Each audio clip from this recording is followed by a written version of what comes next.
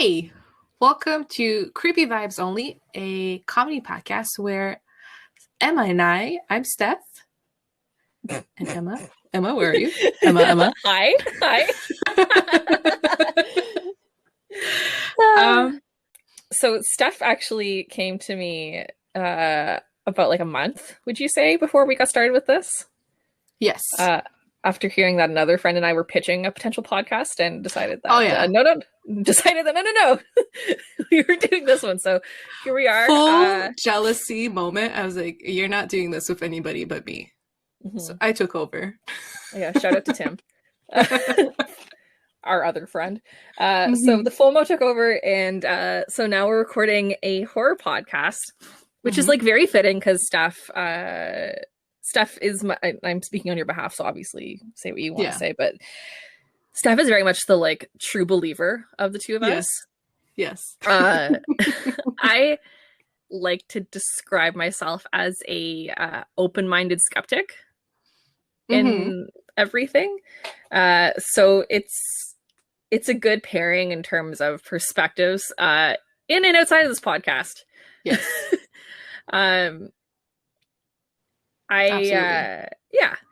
Open-minded. You're like more of the like rational, logical person in this duo, and I'm like full of emotions. Yeah, and I just react, and you're like, Steph, calm down. Yeah, it's your feelings are valid, they're just extreme. So to kind of give you guys background, Steph is someone who is often stalked by ghosts in and out of her life, and I'm someone who grew up loving horror movies.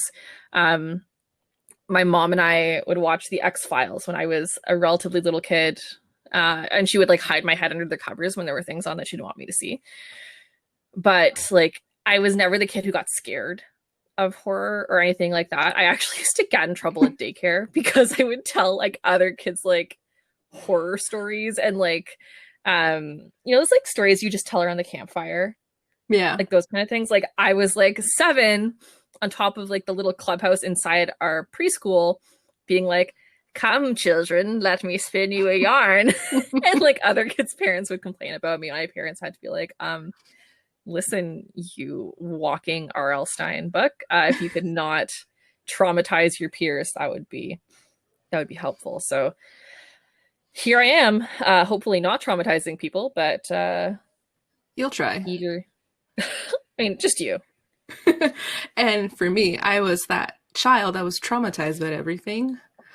I watched one horror movie, which I don't remember the name, but I just know that it was like a little leprechaun that attacked people. And I think I saw like 10 minutes of it, and it traumatized me ever since. So spoiler alert, that movie's actually called Leprechaun. Oh, there you go. Yeah. there you go. So yeah, so the way Steph and I are going to be formatting this podcast is kind of open-ended. So we're both going to tell a story each week. But it's really going to be whatever like current creepy thing has caught our attention. So it can be anything from like urban legends to ghosts to like horrible things people have done to like historical events. If it's creepy and it gets under your skin, it's here because that's our vibe. We're gonna talk about it. Yeah. So Steph, what's keeping you up at night this week? Well, a lot of things. Right? Mainly, I have been reminiscing all of these not fun ghost experiences that I've lived through. So that's been creeping me out at night when I can't sleep and staring in the corner, and I'm pretty sure someone is staying there, but it's really just my eyes playing a trick on me. Also, what doesn't help is I have a little beagle who sleeps with me at night, and sometimes he'll just like stare at the ceiling, but behind me. Great. So he's not helping. No. But let me ask you, what is keeping you up at night? Honestly, it was like settling on topics for the episode we're recording right now, and then the one for right after. Like as we were texting about, like I think I must have flip-flopped like 8 times. And I would literally just like lie on my bed with Lewis. I have a dog too, a giant dog. Lying on my feet, just like not able to sleep. Cause like, I don't know if it happens to you too, but I feel like my most like brain processing power happens in those periods where I'm trying to sleep. My brain's like, no, we're not going to sleep but yet. Yeah. So that was keeping me up. Well, do you want to start or you want me to start? You start. Okay. All right. So like I mentioned earlier, I decided to talk about a story that also happened to me. And it is a haunting. But it didn't just happen to me, it happened to a whole lot of people. So I'm going to talk about the haunting of Fort Henry National Historic Site, which is the fort in Kingston, Ontario. Have you been? No, so I've wanted to go for years. And shout out to Sam, because like one of my very favorite people and best friends actually lives in Kingston and has lived there for years. Ugh, I'm jealous. But I'm just not a good friend, so I still haven't gone and done that with her. But shout out to Sam. We'll have to do that with her. Yes. Once COVID allows us. Oh, yes. So I've been there twice. I did the tour of the fort one time during the day and then one time at night. And there's like a clear difference in vibe, 100%. Okay, what do you mean? So like during the day, it's like you go in, it's like this amazing huge fort and like it's off the St. Lawrence River. So like it's beautiful, like it's super interesting, it's historic. You're just like in awe of the space. But then when I went at night, like you just like I went in there like immediate like headache, like it didn't feel good. You're paranoid. And it's weird. Okay, fair enough. All right, so let's get started with a bit of history for the people that don't know. Fort Henry, as mentioned, Fort Henry is in Kingston, Ontario. It is considered as one of the most haunted locations in Canada. Interestingly enough, it was never attacked in battle, but it was the site of multiple hangings, deadly accidents, and there are claims of hauntings that date up to the 1930s. So the fort itself, there's the first fort that was built in the War of 1812, sorry. Then that fort was rebuilt between the period of 1832 and 1837. So that structure that you see today is the second fort.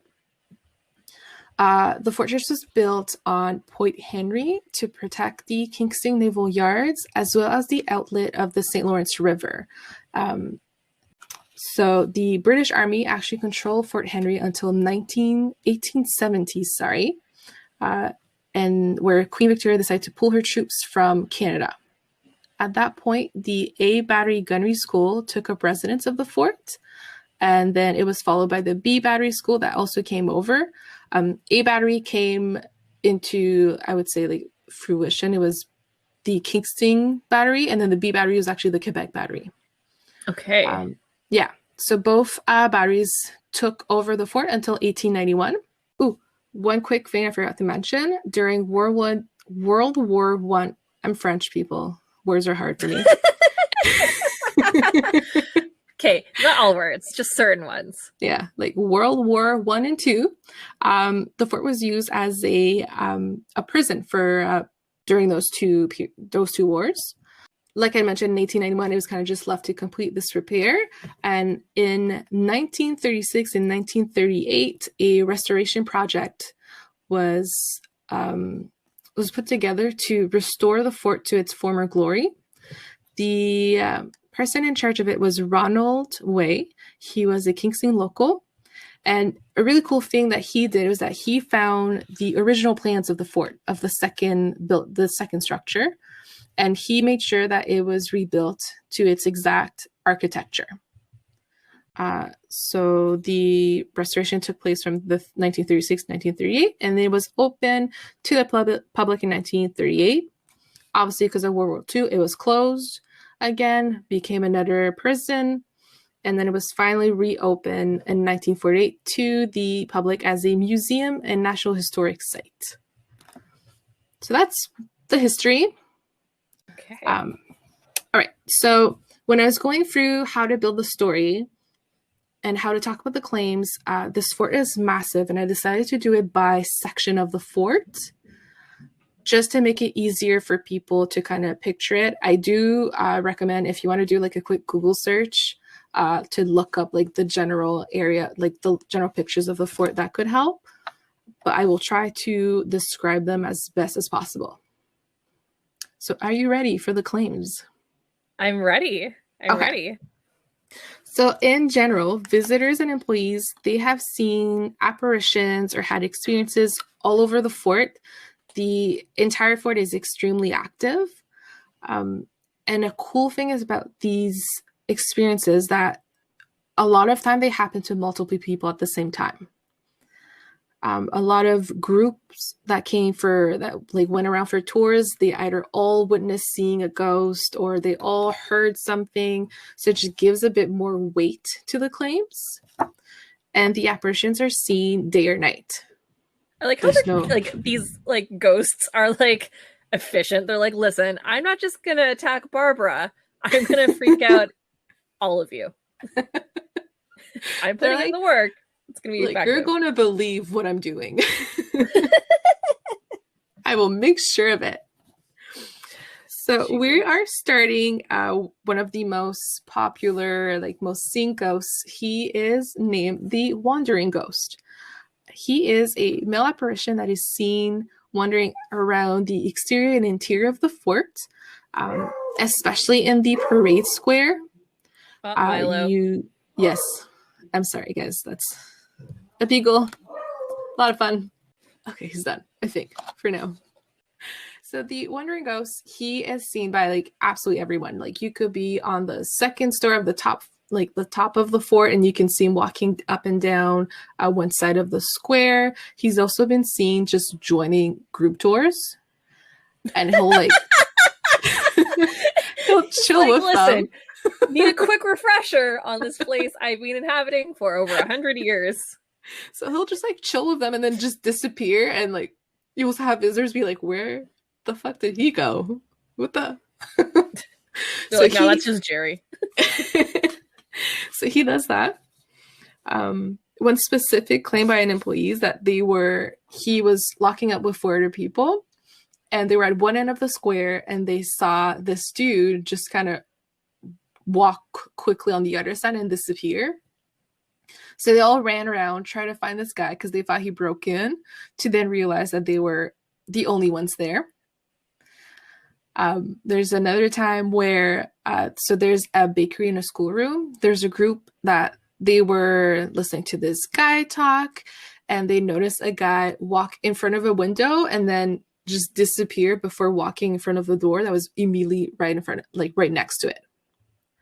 So they went outside and started looking around for this guy, and he was nowhere to be seen.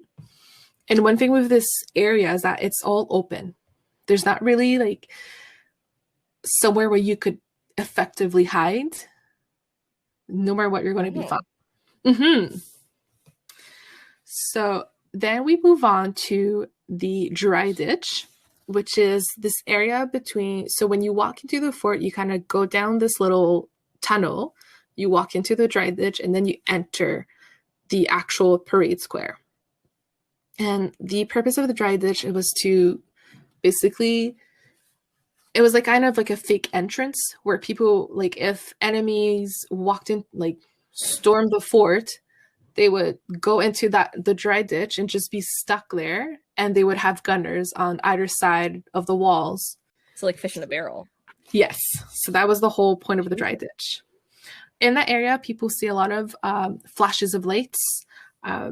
It is kind of a small, like there's tiny little slits to see through the walls, but there's really no reason why there would be just flashes of lights. And then people will also just start hearing people screaming in the lower fort. Now, a lot of people believe that the ghost that they see in the dry ditch is Gunner John Smith. Gunnar Smith, he died in 1838 in an accident. He was loading up one of his guns, well, one of the guns, and as he was doing that, the cartridge exploded. The explosion threw his body over the inner wall, and then his body basically hit the opposite wall, landed in the dry ditch, and he succumbed to his injuries there. So on one occasion, visitors were walking through the dry ditch, and they noticed a man dressed in a uniform undergarments just sitting there, and then they started hearing screams. As they rushed into the parade square where the tour guide was, they asked them, like, what about this dude who's just kind of sitting there dressed in uniforms? They all went back. They could see the guy still sitting there, and he just vanished in front of them. Oh my God. I know. That's bold. So now let's move on to the officer guardhouse. And like, there's a lot of these rooms. So just try to, like, it's honestly, this place is incredible. In the officer guardhouse, it's on the lower, it's basically on the first floor of the fort. Like when you enter, it's, if memory serves me correctly, it's right on the left, and there's like this little house, and it's a little window, and it's basically just an office space for the officers. A lot of people claim to see, they'll be like walking outside and they'll see someone in the window, they'll see someone in a uniform in the window. One visitor claimed that she entered the room and this uniformed guard was sitting at the desk, and in front of her eyes he just vanished. There's also claims of knocking, unexplained, just kind of going around in response to questions. So that is one of like the very active area. People also think that whoever is seen in the guardhouse could also be the wandering ghost. So now we're moving on to one of the most active locations in the fort. It's the officers' quarters number 3. Basically, to set up that area, it's just a long tunnel with a bunch of rooms lined up. If you do go visit the fort, you'll notice that all of the rooms are behind this like very thick plexiglass, and they're in a climate control. The room are climate controlled to preserve all the artifacts, which means that no one gets in the rooms at all. So, to continue, one of the claims is children. They will, as soon as they get in front of that room, they'll just double over in pain, with pain in their stomachs. But the second they cross over to the next room, the pain is completely gone. There's also been reports of children feeling hands pressing down on their chests. Adults also have felt uneasy. People are just completely feeling off in that area. But the second they cross over to the next set of room, they're fine. There's no issues at all. Inside of the officers' quarters, people have seen there's a rocking chair in there. They've seen it just unexpectedly rocked. There's no air, like I want to say like air circulation. There's no AC. There's no draft for the rocking chair to go. So they'll see it rock, and then a lot of people have heard someone knocked on the glass, but from the inside of the room, with no one being in there. Gross. And then also a few people have actually seen a man in uniform stand in that room. Now, what makes this room creepier and more like the most intriguing room of the entire fort is that it is rumored that Niels von Schultz was held as a prisoner into that room. Now, Schultz was a member of the American Rebellion, and in that time, they had heard that the Brits were mistreating the Canadians and that the Canadians wanted out. So they had decided that they were going to storm over and free the Canadians. But they were obviously outnumbered by the Brits and lost their rebellion. So Schultz and his men were brought to Fort Henry to be held as a prisoner until they await their court-martial and punishment. An interesting thing about Schultz is that his lawyer was actually future Prime Minister John A. Macdonald. Huh. Yeah. I found that was really cool. And they had spent in one of his memoirs, or how you call it, McDonald had talked about how they had spent days and days talking, and Schultz, like, he really took a liking to Schultz. And Schultz was explaining that they were misinformed. They thought that the Canadians were in trouble and they were there to liberate them. And it wasn't about trying to kick out the Brits, it was about liberating the Canadians. And he decided that he would plead guilty, but he wanted them to spare his man, because he said that he was the reason why they were there. He put this whole rebellion together and he is the only person responsible. Now, they did hang Schultz at the fort, but after that they did hang 5 of his men. So people claim that Schultz is still at the fort because of the broken promise that they've made to him, and that's why he's still just occupying his last location. Dang. So now let's move to our final 2 rooms, which are the bakery and the schoolroom. So again, these are considered the uttermost haunted locations in the fort. In that area, visitors, employees have had doors just shut right in their faces. All right. So on one occasion, the employees were doing a staff night at the fort, a staff event. And as they were walking from the parade square into the bakery, the front door just slammed in their faces. And then all of the other doors down the hall in sequence just bang, bang, bang, shut with force. Everyone just stopped what they were doing. They all went around the fort to try and find who it was, because they knew, obviously, it was just a staff thing, shouldn't have been anybody else in the fort. And again, just like the other experiences, they couldn't find anybody but themselves. And they knew it was one of them who did it. Another time, a baker, he was pulling bread out of the oven, and he heard someone enter the bakery and walk right up to him. As he turned around, no one was there. Another baker, as she had turned her back to, on the wall, there's all of these shelves with a bunch of pans. She turned her back to it, and all of the pans just flew off the shelves. And then, like, the creepiest claim that I find is in that hallway area of the bakery, the schoolroom, there's claims of this large insect-like shadow that people see just tower into the door, and people have seen it crawl on the floor or crawl on the ceiling. And it just comes straight for you. So what do you think it is? I don't know. Like, part of me is like, that someone just like got scared and invented, like, I don't know if it's true. Mm-hmm. Like, that's the one where, like, it creeps me out too much. I really don't want it to be true. It's just like ghost bug, or do you think it's like not a ghost? Like, I don't think it's a ghost. I don't know. And it doesn't match all of the other claims, right? Like, people are seeing people. Right. This is the first time that you're like, there's that one shadow that was seen, but like it was a human form shadow. Like, this is just like this strange, like, demonic monster thing. I don't know. I mean, I don't want it to be real. No. I mean, like, not that I have entire like faith in the existence of those things, but like in my reading about that kind of stuff, like, yeah, they say that demonic presences would attach themselves to places with like bad juju and bad energy, right?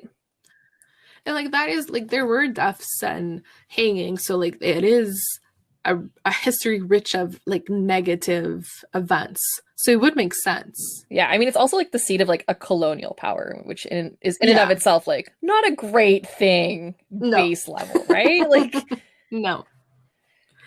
So I don't know what it is, but it creeps me out and I don't want it to be true.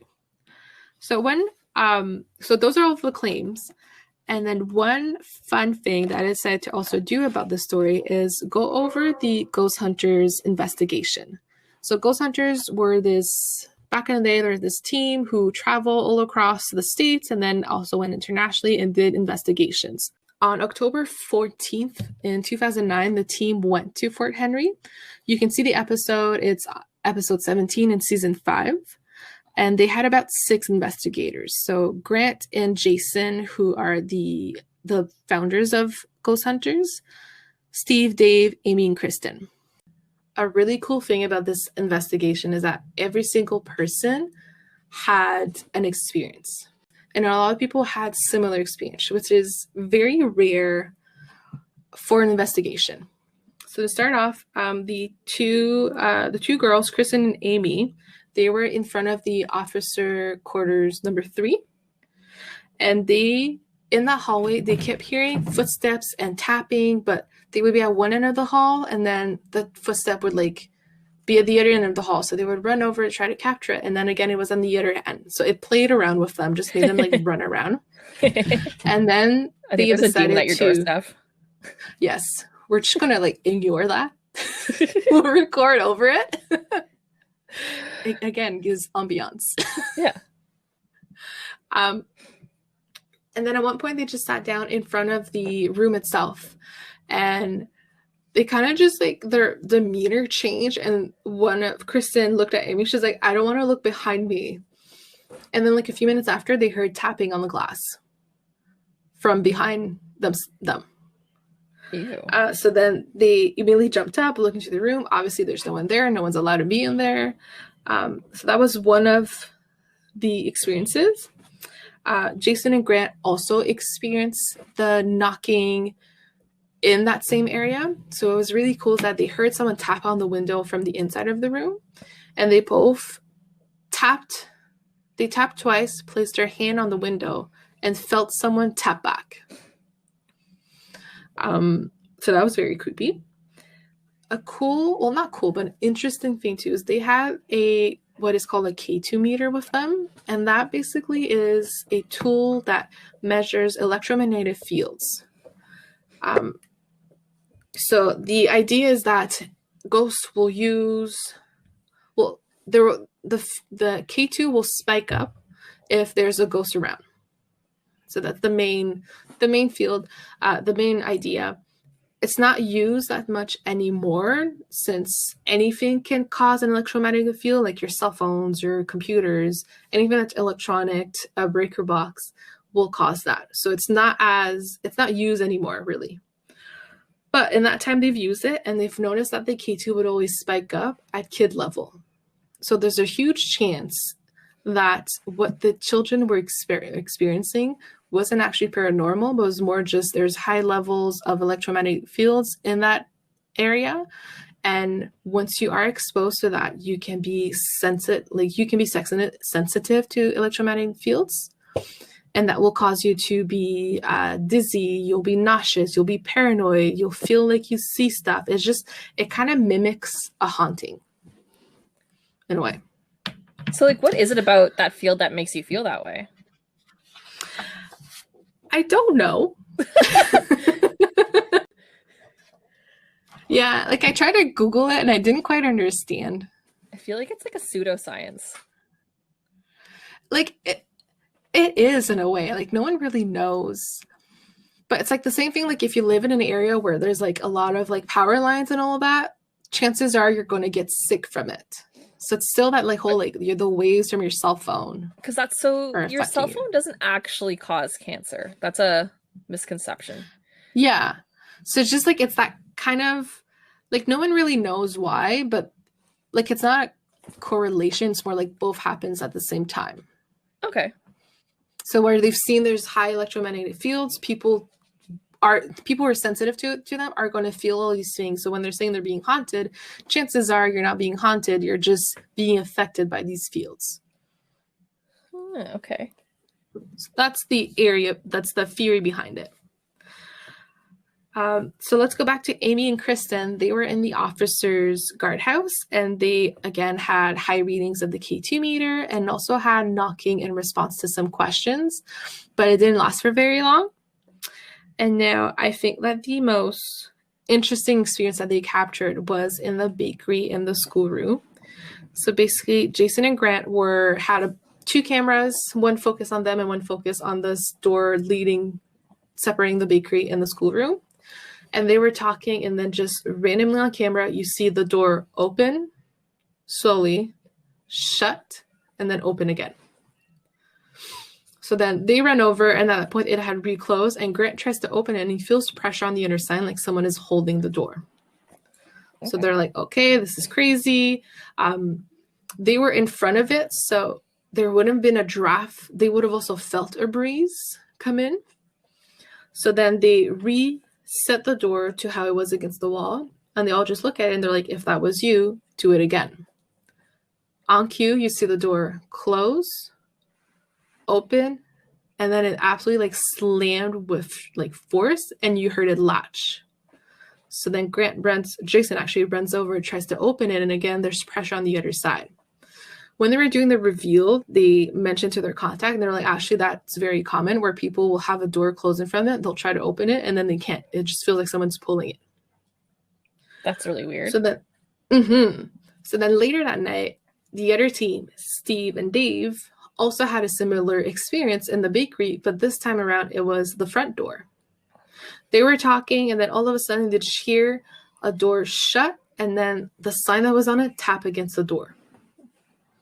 So they go and run over, and then the one thing is that they had their wires within the door frame. So they're like, unless you pull the door, like it couldn't have been shut by the wind. And that's also something that they captured on camera. So then just to go back to Jason and Grant's experience with the doors, as they were looking at it, then Grant just kind of looks out at outside of the bakery, and he saw a figure cross the window, but then the door that was open, and the figure just disappeared before it crossed over in front of the door. Ew. Yes. So again, he runs out, and they're in front, like they're on the upper floor, I think, at that point, if I remember correctly. And there's like no one there. And there's nowhere for that person to, like, if it was someone for them to hide, they would have. Oh, Jesus, that scared the crap out of me. Lewis is like, he's awake. He wants to fight. My heart. No, it's just this giant boof. He woke up, and he's been like trying to get me to wrestle with him for the last like 10 minutes. So thanks, Lewis. He just like screams into the mic. Oh, Lewis. Oh. So with all of that, they did say that it was one of the most incredible experiences investigation they've had. And Grant, who had some of like the most, I would say, intense experiences, had said when he was recapping the episode, he said, on the tour, we started hearing all these stories, and I'm thinking, oh man, this is too good to be true. But then when you're investigating and you see, this could be possible. I saw a figure through the window, doors opening and closing, and not just us, but to everybody on our team. And to finish off, I decided to talk about what I experienced when I was there. So when I mentioned earlier, I went to the ghost store at night, and I went with my mom. The girl Sil, she the main girl. She didn't really experience anything. It was just like, it was fine. And the whole time, like, I was dying. But the second I got there, like I mentioned before, I just walked in for immediately huge headache, I had nausea. I felt like I needed to get out of there, but of course, like, I paid money to be there, so I'm not going to run out. Lose my money. So in the wine cellar, that's when I started. That's the first thing I've experienced. The guy was talking about how people hear banging in the walls, and at the same time, I was hearing banging. So I go, "Oh yeah," and the guy just looks at me, and I'm like, "Oh." She continues her story of how there's like feet of stone in between the ceiling and like the ceiling of the wine cellar and then the first floor. So she's like, anyone walking, like, there's no way for sound to travel. So then she keeps staring at me, and I just like shut up because I don't want to talk about it. I'm like, yes, continue. Then we went into the tunnels and the reverse firing chambers, and For some stupid reason, I was at the back of the group. And that's where my mom also felt kind of weird. So they're talking about these experiences. And then like all of a sudden I had this like, I don't know how to explain it, but in my mind, I was like, I need to get out of here now because this place is going to collapse. And like I could like in my mind just picture like an explosion and like we needed to get out of there. And as we're like slowly making our way down the tunnel, and my mom is next to me and she like looks at me, she's like, we need to get out. And we're both panicking and we don't know why. And we're trying everything to restrain ourselves and not like push the couple in front of us. So we get out of the tunnel, and then like everything is cool. So we're like, okay, weird, whatever. We're just paranoid. And then basically we finished the tour in the bakery, and all of a sudden I just got cold, but like freezing cold. And then she's talking about this insect thingy, and in my mind I'm like, don't look, just stare at her. Like she needs to shut up. We need to get out of here. And then like I swear to anyone and everything, I felt a hand touch me on the cheek. And it just, God. I could feel the like forefingers and the thumb, and it just rested there. And my heart stopped. I think I died. And then the girl was like, oh, the tour is over. And my mom looks at me. She's like, whew. She's like, it's really hot. And I'm like, I'm freezing. And she was right next to me. So she didn't feel that. It was the weirdest thing ever. I basically ran out of there. And then my mom, she's like, so that was fun. I'm like, I was assaulted by a spirit. And she's like, like, it is what it is. I kind of like typical Sil be like, you're fine. So chill. Yeah. Listen, this guy could be falling, and Sil would just be like, let's make some coffee. Let's relax. just a chill gal. Yeah. And that was my story and the story of Fort Henry. Dang, Steph. I know it. Getting a little friendly with the ghost, huh? Hey. At least it wasn't the insect. At least it had a full like hand of fingers. I think I would have died. Like I would have just, I would have been another ghost there. Just goodbye, world. Steph out. Okay. All right. So, Stephanie, are you ready for a fun adventure? I'm ready. Terrified, but ready. Okay. So this week, I'm going to tell you about something called the Wendigo. And it's a First Nations piece of folklore and oral tradition. So I want to also acknowledge that while I'm speaking about it, we are recording this podcast on the traditional unceded territory of the Algonquin Anishinaabe people. Mm-hmm. So I have, it's kind of fun background.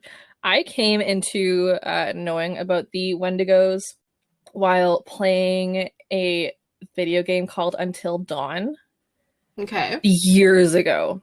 Like I would invite myself over to Tim and Keitha's, and I would like lie down on the couch for days and force them to watch me play it like a human leech. I'm pretty sure my friend Alex also played it. And I think my friend Cam did too. But it's like you make different like very quick choices, and it's like a choose your own adventure. And throughout it you get hunted by these Wendigos, which are very nice, fucking terrifying in the game. And I say that as someone who like genuinely does not get that spooked. But in any case, that kind of spurred me as something that I could bring to you and you might enjoy. So thank you to the Canadian Encyclopedia, Wikipedia, allit'sinteresting.com, Murderpedia, and The Guardian for the very helpful information that I'll be going through that kind of breaks down the Wendigos and just a kind of a bit of a story about the Wendigos. So excited. Basically, and this is taken directly from the Canadian Encyclopedia, which has a ton of like very cool resources, but a Wendigo, and they spell it with an I. So a Wendigo is a supernatural being belonging to the spiritual traditions of the Algonquin-speaking First Nations in North America. And they go on to say, and again, this is another direct quote, depending on the many First Nations that speak an Algonquin language, and this includes the Abenaki, Siksika, Mi'kmaq, Algonquin, Ojibwe, and Innu, the spelling and pronunciation of the word Wendigo, so Windigo, differs. So it can be Wendigo, the way I've been saying it, because that's the way I learned it. Wetigo, Windikook, Winsigo, Witigo, and Witiga, and they're all alternative versions of the same term. Other names such as Achin, Chinu, and Kiwak are also commonly used to refer to the Wendigo. I'll be calling it the Wendigo just because that's what I do out of habit. And its appearance really varies, and I think you will enjoy closing your eyes and just imagining them with me in all of their freaky glory. So in some folklore, the Wendigo is super gaunt. So it's got this like skin that's clinging to its like long and bony body with these like lanky, slender man-y kind of limbs. And it has a skeletal appearance. And the skin also sometimes looks kind of mummified. So preserved. So it's like got like an ashen tone. It looks like it's deteriorated a little. And in other times, it's like the complete opposite. So it's this like bulky, ever-growing creature, and every time it feeds, it gets bigger and bigger and kind of like absorbs the power of its meals. In some stories, it has horns or animal ears, so it has kind of like an animal taken on appearance, and sometimes like an elongated predatory face. Oftentimes, it has like ghoulish, sunken, or glowing eyes. So like very malevolent, kind of demonic Yeah, I don't like spirit. that. Yeah, I didn't think you would. Just like, Not a fan. you know, next time you're sleeping, you hear like, and you like look out the window and it's just looking at you. Especially on the second floor. Of course, because it's a hunter, it has these like sharp predatory teeth. It's like fangs. And my favorite feature is it's frequently described as having like a bad breath and BO. Oh no! So the poor Wendigo just doesn't have good oral or physical hygiene, it seems. Can you imagine it being like something that terrifying and people are like, oh yeah, it stinks. Yeah, Stinky Minky over here is here to eat you. Oh no. Can you imagine? Like, that's so sad. I know, like get the poor guy some floss. I know. Just trying to do some murder here. Honest to God. So these stinky boys, they have these like really great. You go camping with someone, and in the middle of the night, they're like, "Man, I have to go to the washroom." So they go to their tent. They go off, and then you hear, "Stephanie, can you come give me a hand? I'm just outside the tent." And you get out of the tent, and they're not there. And then you hear a scratching coming from behind you. And you turn around, and it's a Wendigo. Like, they're such creepy predators. So I'm just going to warn everyone listening this. Do not call my name if you want help. I'm not helping anyone anymore. So I was like, hey, Steph. I'm like, no. You deal with your own problem. I'm not no. No. In the great words of Bianca Del Rio, not today, Satan. Nope. Nope. And of course, they are super strong in most descriptions. And what's also delightful is they kind of have this ability to induce psychosis. Oh my God. So they have this way of like insidiously disrupting like the socialization within like a group of people, and they can make you like go into a psychotic state. Some things that are also really like make them dangerous in folklore is that they are overcome with the urge to kill and eat their victims. So like you are not going to be able to like negotiate your way out of something with a Wendigo. Like it is there to eat you, to kill you, and to like fuck up your life. That's pretty much it. Very nice. Yeah. And they're also like I said, like they're able to insert like evil into people and communities by their presence and influence. God. And of course, like many other oral traditions and lore, there's actually an important purpose to this legend. So when you think about the Algonquin-speaking people, many of these people and tribes lived in like the northern boreal forests, which, if you are a Canadian, you're probably very familiar with, because they make up a ton of our topography, and they are a beautiful but often harsh climate. So if you're living as an Indigenous First Nations person within a boreal forest or another potentially harsh climate, your social structures, your traditions, like your way of life has to be like very communal and community minded to sustain your the survival of your people, particularly back in like the centuries and centuries and centuries ago, when this lore and this would have come to be, like the legend of Wendigo. So selfishness, like if you were someone who wasn't part of that communal minded group, like that selfishness has like a really significant impact on the survivability of your people. So the Wendigo lore ends up kind of being a cautionary tale about the impact of greed and selfish behavior and isolation and how important community is in like the different Wendigo stories. So there's a couple of like typical ways these Wendigo stories start.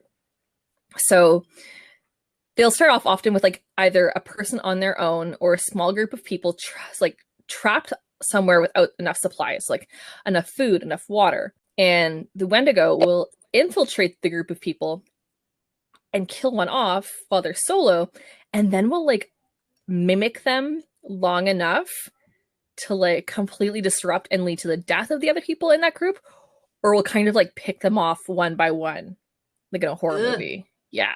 Oh, like. So the other way that Wendigo stories will often start is that Wendigos are sometimes humans turned into a monster. Yeah. So they'll typically turn as the result of some sort of like greed or like human weakness or moral weakness. And you're not going to like this, but oftentimes they turn due to cannibalism. So think of it this way, like two hikers are stranded somewhere in the Appalachian Mountains. And they get stuck in a cave. And time passes and time passes. And desperation sets in, right? Like desperation can make humans do like very animal things. And one person kills and consumes the flesh of the other person. That person could then turn into a Wendigo. Yeah, not great. No. Yeah. So you don't go hiking. Yeah, just stay home. Yeah, stay home. It's safe-ish. So you can see we're like in that kind of a setup. It's like it's their lack of cooperation that leads to that Wendigo transition. And that was kind of the point of that's in terms of my research, and I could be wrong, so please correct me if I'm wrong. That was like kind of the basis of the Wendigo lore. So there was also something that came out of the Wendigo legend that was kind of like a Western term, and it's a very controversial term, and it's called Wendigo psychosis. So Wendigo psychosis was a term that like colonial and Western anthropologists would have used to describe someone who is displaying those Wendigo traits, so that impulse to perform an act of cannibalism or having grand delusions. And I'm going to tell you about a man named Swift Runner, aka Kasikuchin, who lived during the 1800s. Okay. So it's the late 1800s, specifically the year 1878. We are in what is now kind of, I believe it was central Alberta. And Swift Runner was a member of the Cree peoples. So this was a particularly harsh winter, and many Cree First Nations people suffered starvation during these like long and harsh months. So it is said that Swift Runner was consumed by this quote unquote Wendigo psychosis. And again, that's a very disputed term. What we do know, however, is that his family was starving and desperate.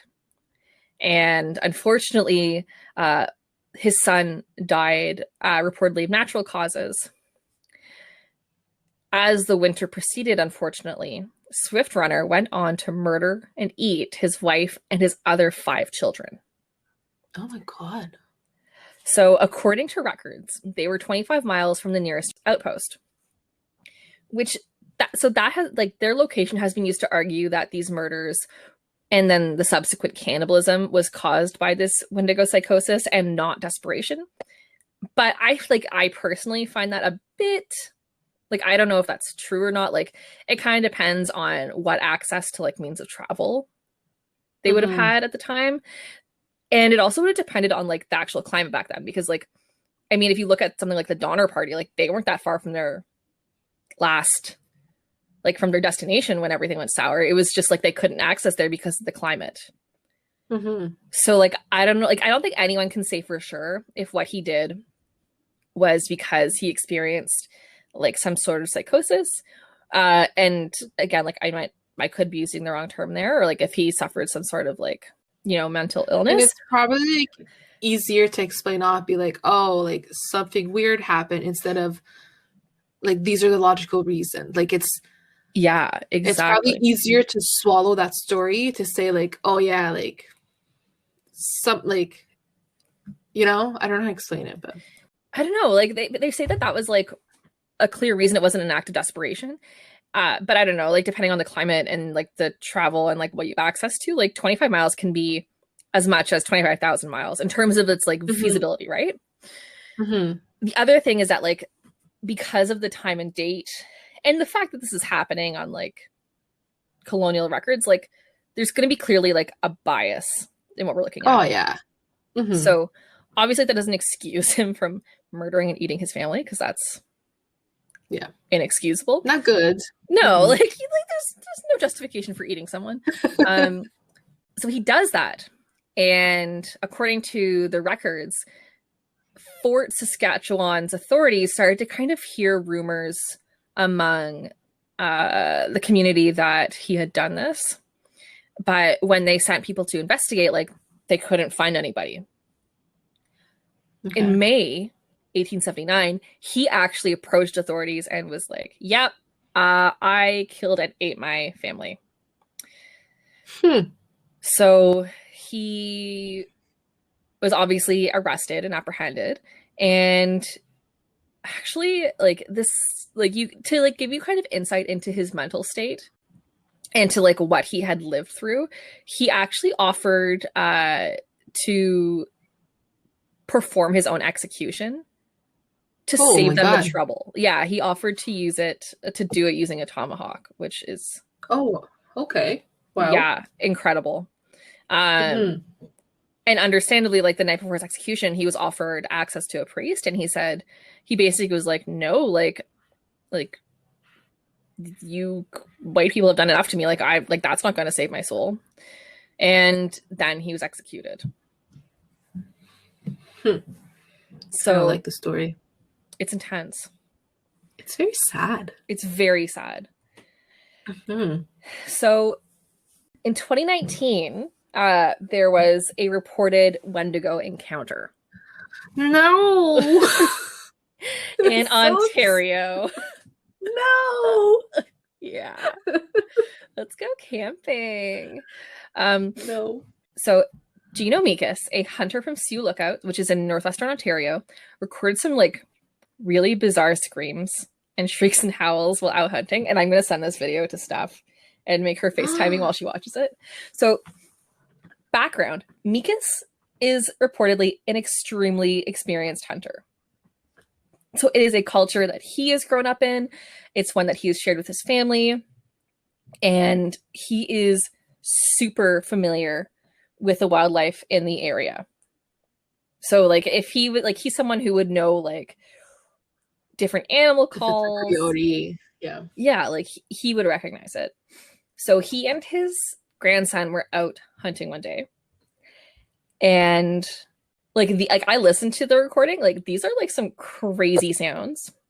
And again, like I want to hear it, but I don't.